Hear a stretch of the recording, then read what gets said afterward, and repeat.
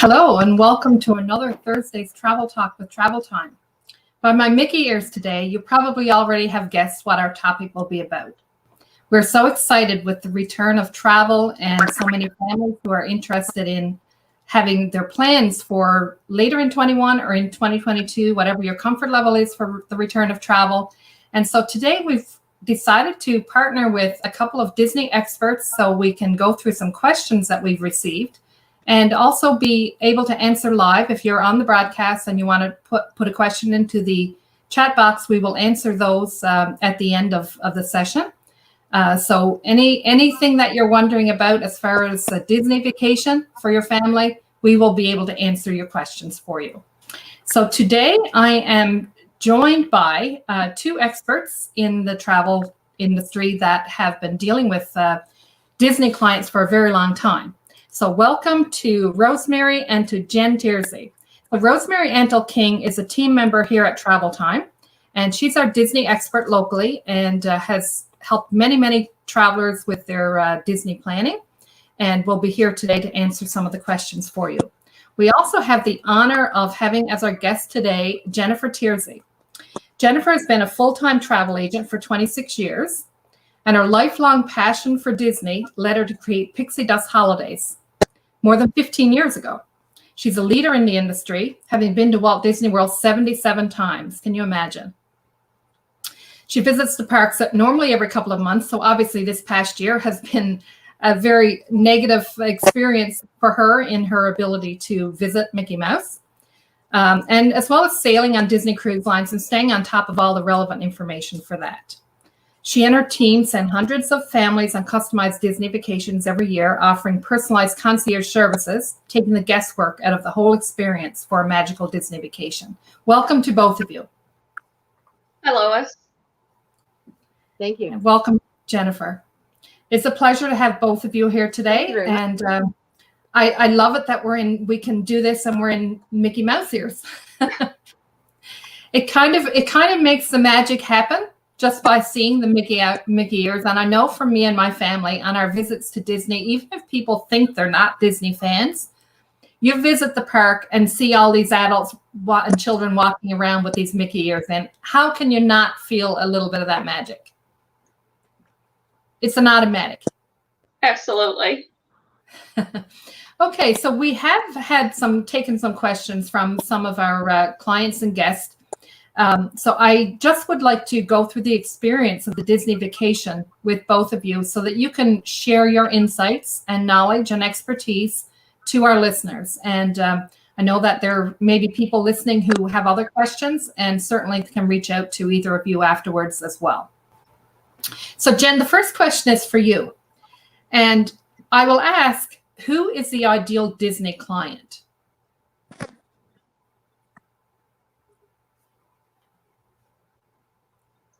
Not sure if your sound is frozen there, Jennifer. Are you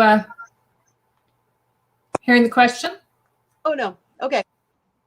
Well, I think everybody has a desire to go to Walt Disney World. You'd have to be pretty Grinchy not to ever want to go in your entire life.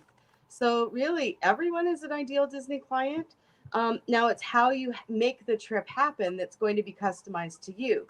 Like if you're two adults with no kids and you are a foodie, your trip is going to look very different than a family with 3-year-olds who just wants to, Mickey and the princesses. And, because Disney is such a huge destination with so many options, like no true trip is the same.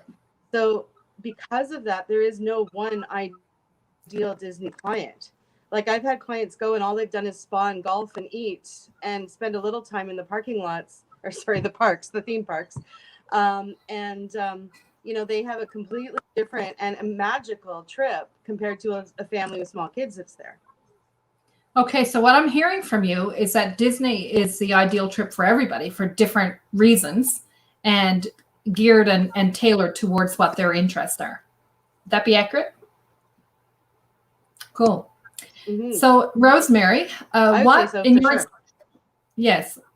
Rosemary, in your experience, what would you tell clients is the best age for their children to be? And that's a question we've taken here at the agency as well. Like people think is my child too young to enjoy Disney, or are they too old to now enjoy Disney? So what would be your advice? I get that question a lot. And Disney is good for any age, from 0 to 100. I took my daughter for the first time when she was 8 months old. What I tell my clients is you're not going to get the same reaction from characters, from your 3-year-old seeing your favorite princess for the first time as you are with your 12-year-old seeing that 3-year-old's eyes light up when their favorite princess walks in a room, or when they see, Mickey for the first time. And when your child gets older, you're talking like preteen, you're conquering the mountains. You're doing Splash Mountain and Space Mountain, things you wouldn't do with younger kids. So every trip can be different, and it's good for any age. So if somebody is got infants in strollers, or somebody has, school age kids, or they have teens, there is something there for everybody. So there's no wrong age to take your child if you haven't been. No. And memories are not just kept, in your head. You're recording them with photographs and videos, and you're watching them for years and years after. So thinking that your child is not going to remember, you're helping them remember with how you capture those memories. True. That's a really good point, actually. So Jennifer, what would you think would be the best time of year for a family who's never been before? Like, what would you suggest is the best time of year to visit Disney? Well, it again, like everything, it really depends. Like, what's the best time of year? Is it, do you want to go when there's Christmas decorations out? Do you want to go when the crowds are lowest? Do you want to go when the price is lowest? Do you want your kids not to miss school? So really, like, I have guests going to Disney World every week of the year in normal times, non-COVID, right? But there's a different basket for everyone. That said, probably the most popular times that I have people going are the summer, because the kids are off school, is one option. Right. Although the weather is not ideal in the summer, it's very, very hot and humid. And then I have a lot of people going November, December, who are looking at Christmas lights and, wanting that experience of the holidays, which are very, Disney's magical all the time, but the holidays just a little bit extra magical. And then I have a lot of people that go January and the first. Sorry. So then I have a lot of people that go in the first 2 weeks of February, because the prices and crowds are really low at that time. So if they're looking for low crowd levels and the lowest price, that's when to go. And then I have a ton of people that go over the March breaks. And people think, oh, March break is going to be so busy at Disney. But it's actually spread over a 2-month period between all of the different school boards in North America. Mm-hmm. So one week is not really much busier than another in that 2-month period, mid-February, the week after Easter. So there's no bad time to go. In addition to no bad age of children, there's no bad time. But again, this is where your expertise comes in. If somebody comes to you and they have particular points of things they want to see, or factors regarding crowd levels or pricing and things like that, you would be able to put all of those pieces of the puzzle together and make the recommendation that will work best for them, which is that's a golden opportunity for clients who can come to you and tap into that expertise. That's wonderful.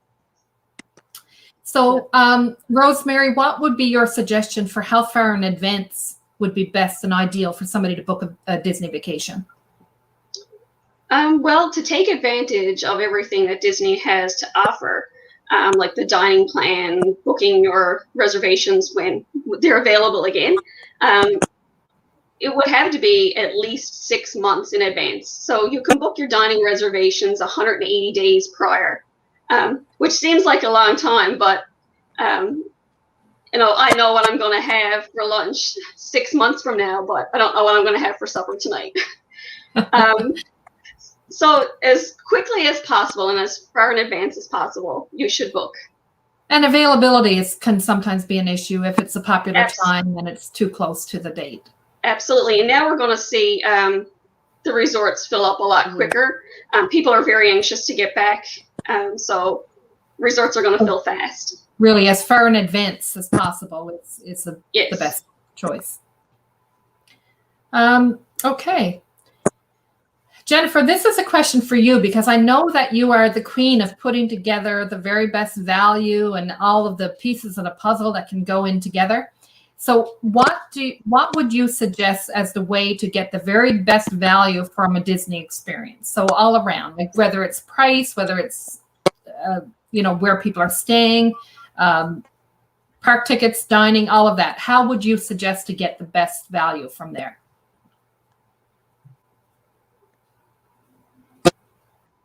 Well, again, it really depends on what value means to you. Like, is time the most valuable thing in your life? Is money the most valuable thing in your life? Is like relaxation and downtime, even during a busy Disney vacation, the most valuable? And when I have clients going to Disney World 52 weeks of the year and pretty evenly staying among the 30 Disney resorts, it really means there's a one size fits all. For making value, the value resorts at Disney are, they're a little further out from the theme parks. The rooms are a little small, have a few amenities, but they're all safe and fun. If time is of the essence, maybe you want to stay at the Contemporary Resort where you can walk into the Magic Kingdom in 10 minutes and not be tour transportation or longer after the main fireworks show to get to the Pop Century, which is the value resort. So again, it's all about asking the right questions to our guests and seeing what's valuable to them. It's not always money, it's often time, it's often convenience, it's often, like what the most valuable to one family might be swimming. And I'm like, well, you know what? Beach Club has the pool property, so let's look at that resort, So it's no accident that I have people at every resort every week of the year, because one person's value is a different person's liability almost. That's really interesting, and I think again demonstrates the value that people receive when they work with a specialist such as yourselves, because you know all of these things. You know how to ask those questions. You know how to make the recommendations that will be to their advantage.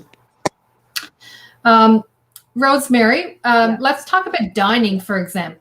You already mentioned dining when you mentioned about how far in advance. So, is it really necessary to book the dining in advance? Well, not necessary, I guess. You will find something to eat in Disney if you don't have reservations made. But if you want to take advantage of those big ticket restaurants like Cinderella's Royal Table and things like that, you do need to book in advance because they do book up quite quickly. You can book 180 days out, but I'm waking up in the morning, really early in the morning of that 180-day mark and booking dining for my clients. So while it's not necessary, it is recommended. I also recommend for families who wanted to visit or meet as many characters as possible, I recommend booking as many character dining as possible. They book up quickly as well. So yes, you'll get something to eat, but if you want to take advantage of those Disney perks, you should book in advance. Even for first-time Disney visitors, they've heard of, Chef Mickey's dinner and the Cinderella's Royal Table and all of those, and they want those experiences. So being able to share that with them, what's involved in getting those experiences, is not just a walk in and get it automatically. It's your Disney specialist taking care of that well in advance for you, right? Yes. So Jennifer, I know you've been to Disney 77 times, so you've probably experienced pretty much everything that there is to see and do there. What would you say is your favorite extra paid experience or event? And I know they offer certain things throughout the year, whether it's Halloween and Christmas and that type thing. So I'm sure you've experienced all of those. So what would you say from your viewpoint is your favorite?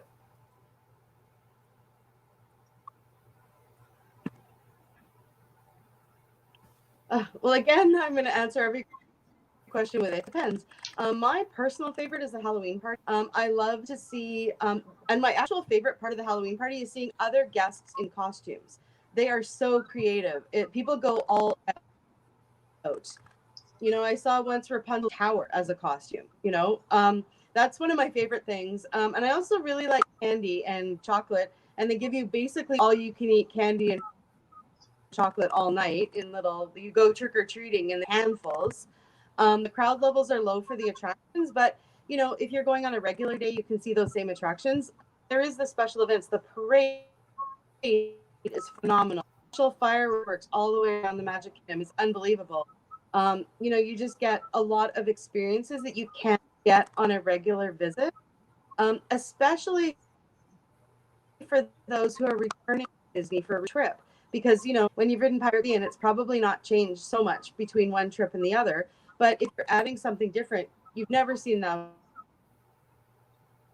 fireworks, you've never seen that parade, you've never seen, you know, the character, cute little costumes, and you know, all of these extra things. And I like the Christmas party too, but I find the Halloween party, you know, even a better experience for me, simply because of the guests' costumes. But you know, there's other things throughout the year are, you know, are well worth paying a little extra for, like during the Food and Wine Fest celebrity chef demonstration. Some are as low as about $1 a person, and they of course up from there. Like, you know, I saw Buddy Valastro, the cake boss, before he had a TV show.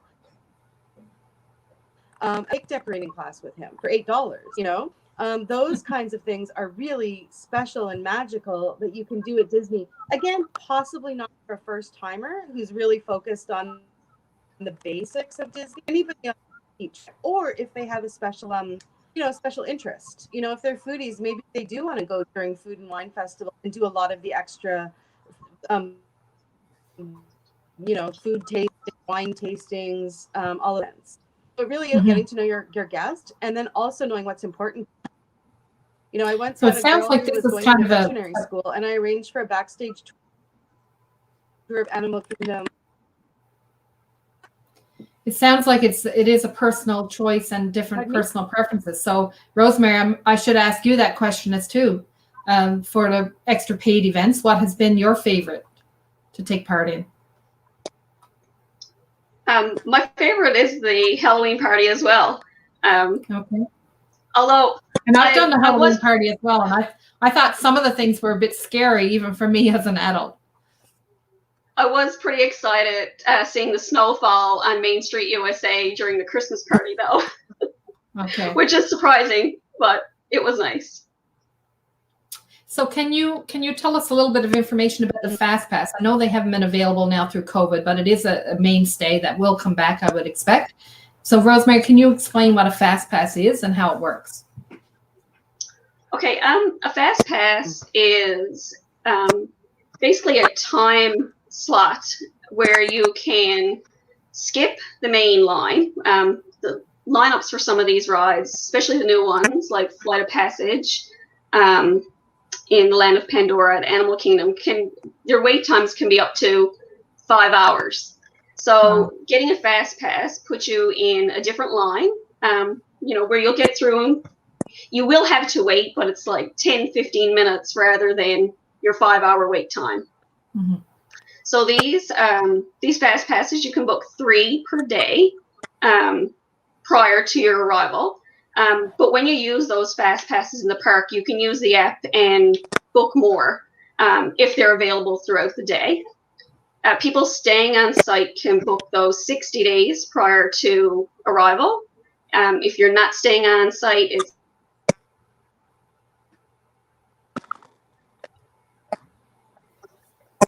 I think you're frozen there temporarily. So Jennifer, what can you add anything to that as far as the use of a Fast Pass? I know it's a lot of guests have a lot of questions about that, asking how it works. Yeah, the main thing that I would like, you can book your Fast Passes, as Rosemary said, 60 in advance if you're staying on site, and I always recommend on-site stays. If you're staying off-site, you're going to be doing it 30 days in advance, and by then most of the headliner attractions have been scooped up by the other thing is that it's really important to work with the attractions, because what you want to do as your number one thing may not be sensible to get a Fast Pass for. For example, if your kid wants to ride Dumbo and that is your number one thing to do in the park, it generally has a 5 to 10 minute wait throughout the day. And Dwarf's Mine Train has a 3 to 4 hour wait time during the day. So if you're only going to pick one of those for a fast pass, it makes sense to do the one that is the most strategic to you and not necessarily the one that you want to do the most. And, working with an expert like Rosemary, which are the most important ones to get and the strategy behind it. Right. And understanding that when you're talking to your clients, obviously, again, it's all about the expertise and putting the pieces of the puzzle together, right? Which is why experts like yourselves add so much value to the client's Disney experience. Rosemary, can you explain to us about the extra magic hours and who gets to take advantage of those? Extra magic hours are usually an hour before or an hour, couple of hours after the park closes to regular guests. These hours are available to client or visitors staying on Disney property. So it's just a little perk when you decide to stay at a Disney resort. You get in a little extra early, there's less crowds, or you stay after the park closes, nighttime. And again, there's less crowds, faster lines. So that's one of the perks there. And I'd like to ask this question to both of you in turn about the value of staying on site versus off site. That is a question we get many, many times. And I know there's a whole wealth of information around that, but can you just speak from your personal experience? Jennifer, you can go first, of what you feel makes the difference between the value that a client experiences by staying on site versus off site.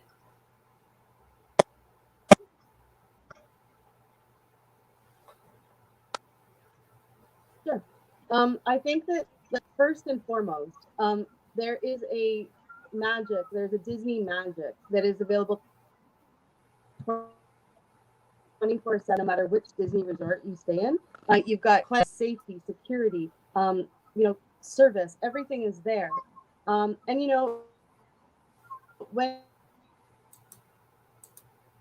you leave 47 square miles of Walt Disney property, which is roughly the same size as the island of Manhattan or the city of San Francisco, you're leaving that area, and then you're going to perhaps even a very nice hotel, but you're driving past the tacky t-shirt shops with the giant American eagle painted on the wall. You're driving past real machine guns. You don't want to see that stuff when you're on a magical vacation. So just the feeling of it, number one reason to stay on Disney property. Number is that it's really an all-inclusive type pricing when you book the Disney property. You've got your hotel, theme park tickets, you've got your dining plan. The number might look quite big compared to Holiday Inn off-site, but the Holiday Inn is made of those components. Like, by the time you pay for your Holiday Inn and then your car rental, because you can't Canadians like shuttle to the so you need a car rental. You're paying $25 a day to park in the Disney parks. Need to still buy your theme park tickets, which is the same price if you're on site or off site, and then you need to eat. And the dining plan provides a tremendous value of the cost of the meal for paying for them a la carte. So the only way to save money a little bit would be to eat all of your meals off site outside of the 47 square miles of Disney World. Which is not easy throughout the day when you're there for the day. Because the transfer also take up to an hour. So you're not going to go outside. Yeah, to go and eat at McDonald's or something like that. So you are spending money in the theme parks on $18 hamburgers. Such. So, between the value of the all-inclusive experience and the magic that you get from being in the Disney bubble from the start to the end of your I think that's the main value. I could go on with a list of 500 other things, but that, including the fast pass at 60 days. If we get the drift. Left. If you want a right flight of passage, you've got a 4-hour lineup. There's zero chance of you getting a fast at 3 days. They are currently discontinued, but they will come as soon as COVID is lifted in the normal world. So, I'm very passionate versus on-site, as you might tell. And actually, I don't even take off-site. If someone comes to me and says, we want to stay, I'm sorry, I can't help you. I am 100% a Disney specialist. and I only book on-site vacations.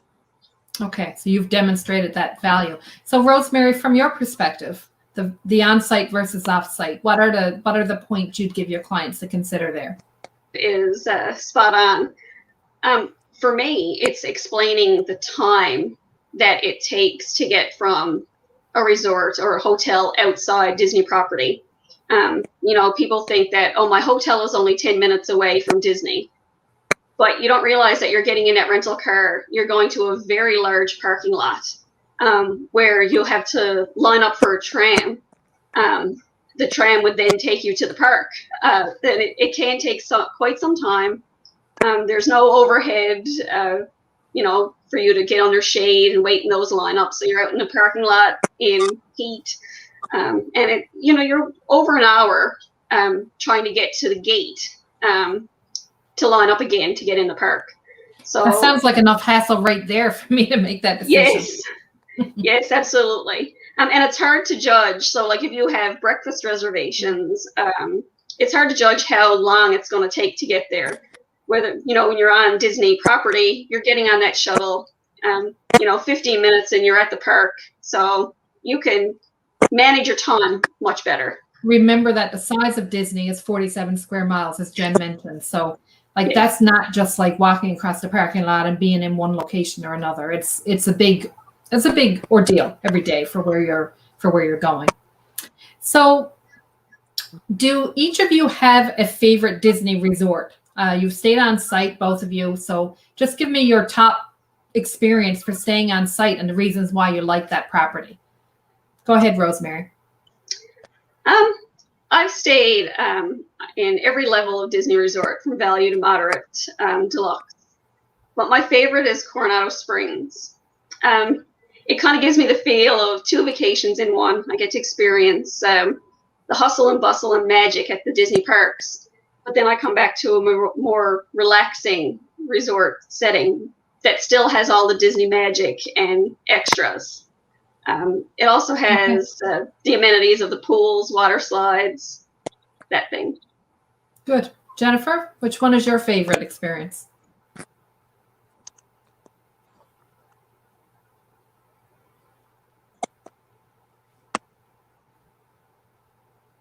Well, in terms of the different hotels at Disney World multiple times, I try to rotate. We travel every couple of months. I rotate between them, so I'd never stay at the same place twice in a 1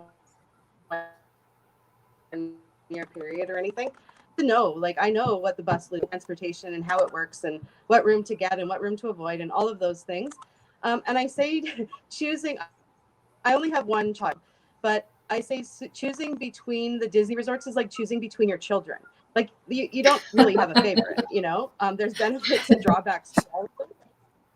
Spoken as somebody who has one child. Lois, you wouldn't say Luna is your favorite child, and too bad about the boy, right? So it's and it really, again, it depends what you need out of the vacation. You need to go to Disney and make it affordable. Well, then there's, a value resort is a perfectly solid choice. If you want to go to Disney World and, swimming fabulous pool is important to you, then there's a different choice. If you want luxe level of feeling and concierge service while you're there and everything else, club level is an amazing experience as well. I think my favorite might be because the pool is unbelievable. We go for long stays. In the summer, we stay 3 to 5 weeks, and the pool is unbelievable. And Epcot is also my favorite park, and you can walk into Epcot in 5 minutes from the beach club. Cool. Okay, so we have a few questions, but before that, well, maybe we'll do the questions first. There's a few questions that have come up in the chat. A few people are just loving their ears today, so thank you for that. We love our ears as well. Compliments to Jen; she's the best. Lots of fans of Jennifer's clients here today, which is thank you very much for your comments. We will appreciate those, and I'm sure she will appreciate that. Somebody's asking the question, what do you suggest for an adult's Disney trip? And I know, Jennifer, you kind of alluded to that when you were speaking. So maybe, Rosemary, do you have any any other insights to share on that if you were booking Disney for adults? Booking Disney for adults. There's still so much to do. It depends on what they're interested in. Touring the parks could still be part of it, right? But you know, that Absolutely. spa and relaxation that Jennifer mentioned is a real thing as well. But it all depends. Are you foodies? Do you want to experience all kinds of restaurants, different food? Are you a thrill seeker? Do you want to ride Space Mountain? It would really depend on the client, and I would have to talk to them and see what their interests are, and what they expect from their Disney experience. But again, this is where experts like yourselves come into play with knowing what to suggest when you know what people are looking for. Okay, somebody's commenting that they also love the Halloween party, but also love the Christmas party. And yes, both of you had that sentiment as well, that both of those were great experiences.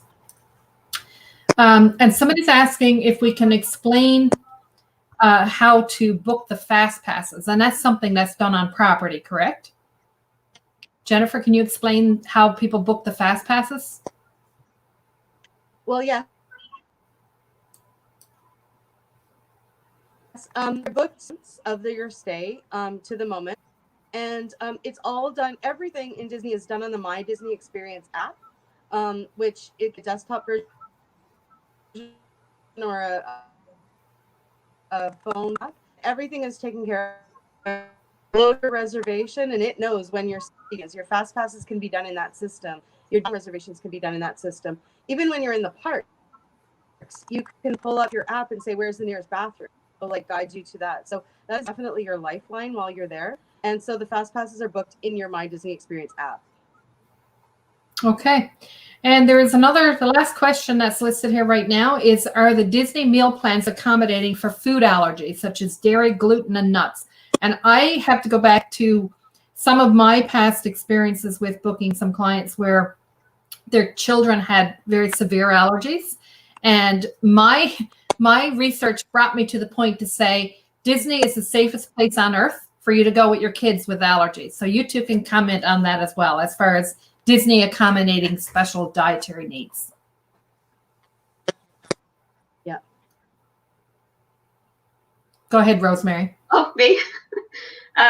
Yeah, Disney is phenomenal when it comes to food allergies or anything like that. You can make note of that before you go on any reservation, but it's always great to mention it again to your server when you get at the restaurant. Right. I always give that recommendation to my client. But yeah, there's no worries with booking dining at Disney with allergies or anything like that. Anything to add to that, Jen?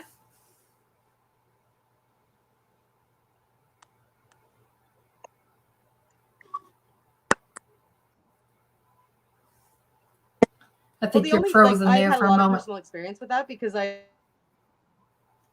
traveled with men who've had allergies. Oh, am I? Okay. Can you hear me now? Yep, go ahead.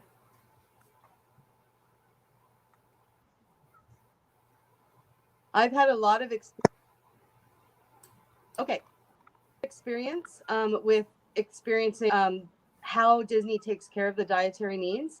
At a quick service location, you mentioned to the first person who takes your order that you have a special dietary need. And if it's easily accommodated, they just put it through. But if it's anything more complicated, like if you have 3 or 4, they bring the manager out who has a guide all of the allergens and puts together a custom to make sure it doesn't include any of the allergens. And it's done in an allergy safe area of the kitchen. If you were to go to a buffet where there's a ton of cross-contamination potential, the chef will walk the buffet with you and tell you which things are safe and not safe for you based on your allergies. And you put an order in with him, they make it in the allergy safe area of the kitchen and they bring it to your table. So it never has a line. Cool. Okay, so that brings us to the point of wrapping up. This has been phenomenal and lots of great information. And obviously, anybody watching will have both of your contacts. So Jen in Ontario and Rosemary in Newfoundland. And we certainly can help you out with any planning that you are looking to do for Disney for this year, or next year, or beyond. So just before we finish up, I do want to have both of you share your best piece of advice for the first time. Just keep it short. No long epilogues, but just a little nugget that from your experience, and I know that you have such vast information to share with clients that you could spend hours talking to each of them about their trips for sure. But Rosemary, can you just share with us a quick tip that would be your best piece of advice? You have a client who has never been to Disney. They have a couple of kids that are school age, and they're looking for the best piece of advice you can give them as far as planning their trip to Disney. Take advantage of a Disney specialist and book with a travel agent. They will help you with, get the most of your Disney vacation. And they'll take all the guesswork out for you at no extra cost. Right. So we can take advantage of your dining reservations, your fast pass selections, and all you have to do is pack your luggage and show up at the airport. I think you've demonstrated that the knowledge that you both have for putting things together and knowing the factors to consider that are important to the client will help them make the best decisions. So Jennifer, you're on. What's your best nugget of advice you would give to first-time clients? Well, I guess my biggest tip. Okay. I guess my biggest advice is to plan the ironclad and thoroughly at the very earliest opportunity, like 180 days for dining, 60 days for fast passes. But then know that while you're there, you do have some flexibility. Guest relational. If your child is sick and you have to take them back to the hotel, you go to relations, they'll be able to find you another reservation on a day. Like Disney is all about exceptional customer service, exceeding expectations. There is a lot of flexibility while you're there. And even with that app, every time you refresh the app, different options will come up. Maybe when I booked a restaurant 6 months ago and I'm not feeling it, and I think, oh, maybe I'll change it. And so reservations that are available that day, and maybe there's still nothing. And then I hit refresh and suddenly like one of my favorite places pops up and I can just grab it. You have to be familiar with the app, but, don't feel like to this. There is flexibility. Like I change something almost every day while I'm there. Well, that rounds up our time. And the information that's been shared here today is phenomenal. And I'm sure that anybody who's watched it live or watches it after the fact will understand that, your expertise, the level of knowledge that you have, and how you can put these packages together will benefit them with no end. It's amazing. And being able to turn to professionals such as yourselves and ensure people get the best value and get the best recommendations for their Disney vacation is a really, really valuable tool. And I'm sure everybody listening will agree. And thank you to both of you for your time today. And it's been great. And I'm feeling magical. I don't know about you. Thanks for having us, Lois. Thank you.